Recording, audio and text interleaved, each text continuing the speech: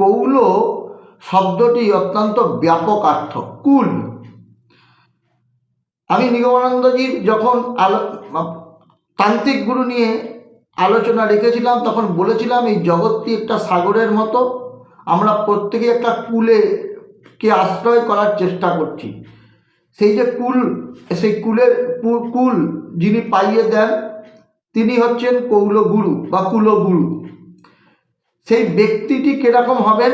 শাস্ত্র বলছে আচার বিনয় বিদ্যা প্রতিষ্ঠা তীর্থ দর্শনম নিষ্ঠা বৃত্তি তপদানম নবধা কুল লক্ষণম।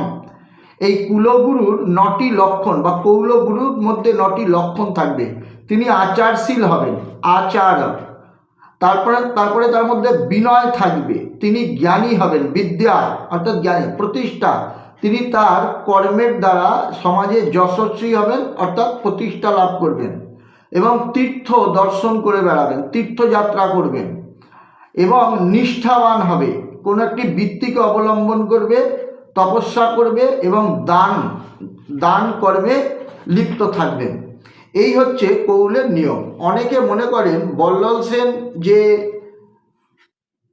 কৌলিন্য প্রথা প্রবর্তন করেছিলেন, এই কৌলিন্য প্রথার ভিত্তি কিন্তু ছিল এই 9টি লক্ষণ। ব্রাহ্মণ বর্ণের যে মানুষরা এই 9টি লক্ষণ লক্ষিত হতো ব্রাহ্মণ বর্ণের যাদের মধ্যে, এবং তারা সাধক ছিলেন, কুলাচারী সাধক ছিলেন, এই 9টি লক্ষণ। সেইখান থেকেই বল্লাল সেনের আমলে এই কৌলিন্য প্রথার আবির্ভাব বাংলায় হয়েছে, কারণ বাংলা হচ্ছে তন্ত্রভূমি। তো এই কৌলিন্যবাদের যে বা কৌলিন্য প্রথার যে প্রাদুর্ভাব বল্লাল সেনের আমলে, এখান থেকেই এসেছিলেন। এইরকমও তথ্য আমরা গ্রন্থাদি অন্বেষণ করলে পেয়ে থাকি। এই 9টি আচারের মধ্যে দিয়েই কৌলিন্যবাদ এসছে।